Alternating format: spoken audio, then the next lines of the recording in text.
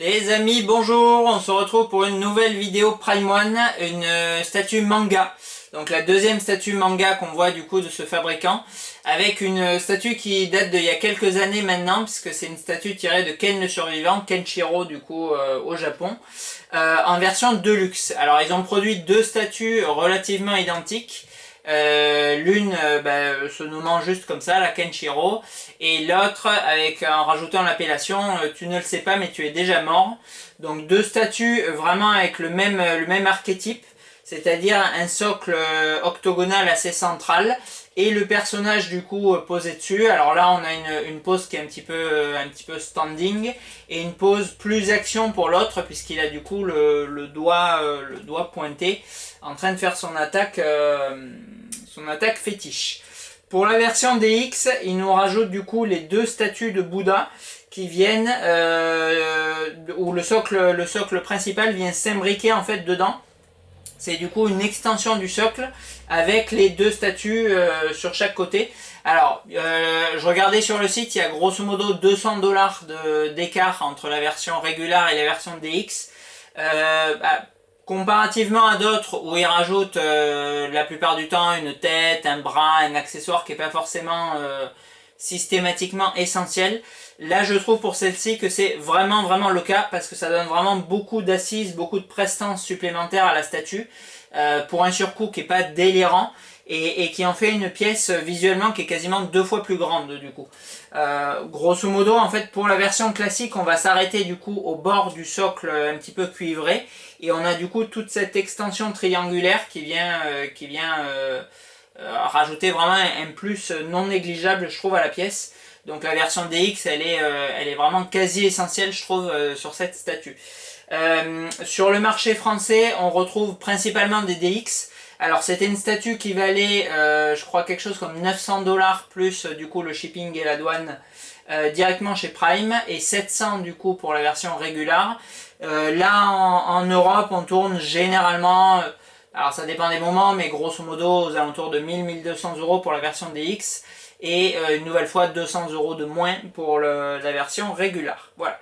Au point de vue tirage, alors je pense qu'ils y sont allés un petit peu fort parce qu'on a du coup 750 exemplaires pour la DX. Alors Ken le survivant, bon c'est un manga qui était extrêmement populaire à l'époque. Bon là il a un peu sombré dans l'oubli, il revient un petit peu avec Jojo Bizarre Adventure qui remet du coup le mangaka là, un petit peu sur le devant de la scène.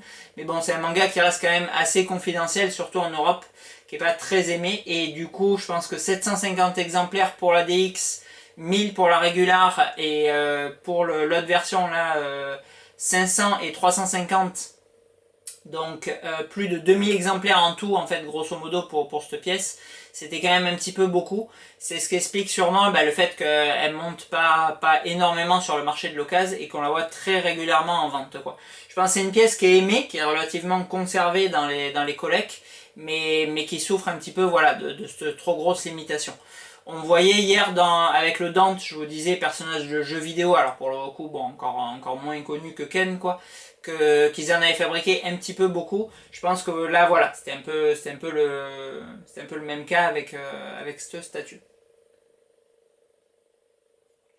Alors, on va la zoomer tout de suite. Elle se décompose grosso modo en 3 parties.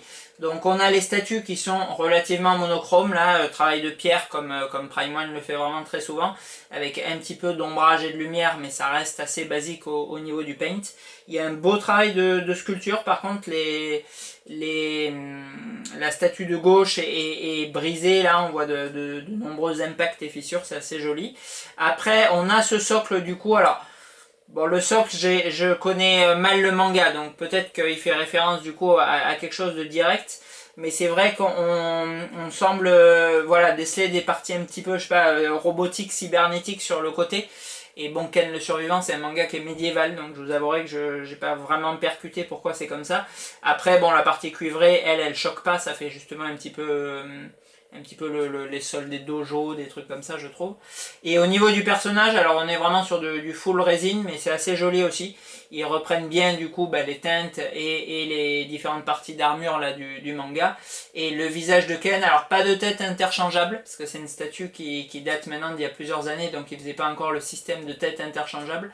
Mais bon, on a une tête voilà, qui va du coup bien avec la pose où il est en train de se concentrer, prêt à faire son attaque. Voilà. Allez, je vous la zoome tout de suite et on verra la fin juste après.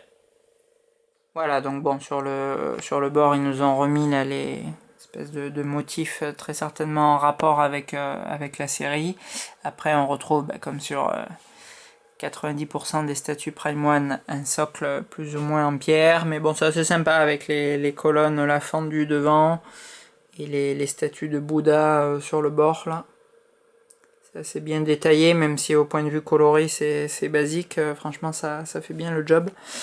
Par contre, bon voilà, alors s'il y a des fans du manga qui regardent la vidéo, vous pouvez me dire du coup qu'est-ce que ça représente, parce que honnêtement là les parties verticales elles ne me parlent pas du tout. Et là on a du coup de l'autre côté la statue Abashi, elle aussi elle est brisée sur le côté en fait. C'est bien sculpté ça pour le coup, c'est assez joli. Une partie d'ailleurs qui est très très fragile là avec heureusement des protects là dans l'emballage. Et après voilà, au niveau du costume et du body, il n'y a pas de fausses notes. C'est bien peint là pour les bandages. On trouve bien l'armure, les fameuses marques. La pose fait vraiment bien Ken, je trouve qu'elle est assez bien choisie. Et le visage, on y est aussi, de face comme de profil.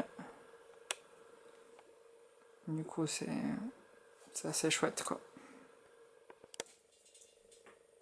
Allez, on a donc vu cette statue de Ken. Alors, c'est un produit, voilà, comme je vous disais, qui date de vraiment il y a plusieurs années. Donc c'est sûr qu'il va pas faire le buzz ou l'actualité du moment. Maintenant, c'est une statue. Alors, des statues manga, ils en ont quand même pas fait beaucoup pour le moment Prime One. Puisqu'on a vu, bon, il y a 2-3 mangas vraiment, là pour le coup, plus que confidentiels. On a vu un petit peu de Evangelion, un petit peu de Gantz, les Senseiya qui démarrent, très prochainement les DBZ, et du coup ce Ken le Survivant, où ils avaient sorti plus ou moins la même statue avec deux poses différentes, et où on verra très certainement dans les années à venir, là, parce qu'on a vu le prototype au dernier Prime One Showcase, le Rao. Alors le Rao, je pense que pour le coup, lui, il va être assez impressionnant. Alors cette statue, je vous le redis, elle est, si vous êtes fan du personnage, à mon avis, une belle représentation. De toute façon, tout fabricant officiel confondu, il n'y a pas de Ken le Survivant à ma connaissance. On a des personnages du coup secondaires qui sont déjà sortis chez Tsume, mais pas de Ken. Donc bon, pour le coup, il n'y a pas vraiment l'embarras du choix. Cependant, la version DX vraiment s'impose. Parce que c'est vrai que si on enlève du coup grosso modo la moitié des éléments dont je vous ai parlé, à savoir toute l'extension de socle et les deux statues de Bouddha, bon, on a une statue qui est vraiment très simpliste, et pour le coup, même si elle est proposée à 700$ d'origine, bon, qui est en fait trop basique. C'est même pas qu'il y a un mauvais rapport qualité-prix, c'est que c'est vraiment trop simple. La version DX, elle s'impose, c'est clair et net. Là, au prix de lancement, franchement, c'est correct. C'est une statue qui a une belle envergure en profondeur et en largeur. En hauteur, elle est dans l'échelle classique, disons, comme les Masterline qui sortent habituellement, quoi. Donc, et surtout, c'est une statue qui est sortie il y a plusieurs années. Donc où il n'y avait pas encore eu l'inflation des prix qu'aujourd'hui, où on était en dessous des 1000$ pour du 1/3, donc c'est quand même vraiment très correct, avec quand même un petit bémol pour la limitation qui est vraiment trop haute, je trouve, là sur cette licence. Voilà, donc ce Ken, ça reste un joli produit. Alors, on verra, on devait voir 5 vidéos Prime One d'affilée, on verra une sideshow entre les deux. Une pièce qui sort de ma collecte. C'est vrai que je vous fais toujours des vidéos, alors ou sur des produits de présentation, ou sur des arrivées entre guillemets. Là c'est l'inverse, c'est une statue du coup que je vais pas conserver, que j'ai vendue et que je ne sais pas pourquoi j'avais jamais pris le temps de filmer, donc on la verra du coup dans les jours qui viennent. Et on finira du coup avec la 5e Prime One dans la foulée, avec là aussi une statue de l'univers manga, puisque c'est une statue du manga Berserk. Voilà. Sur ce, à bientôt.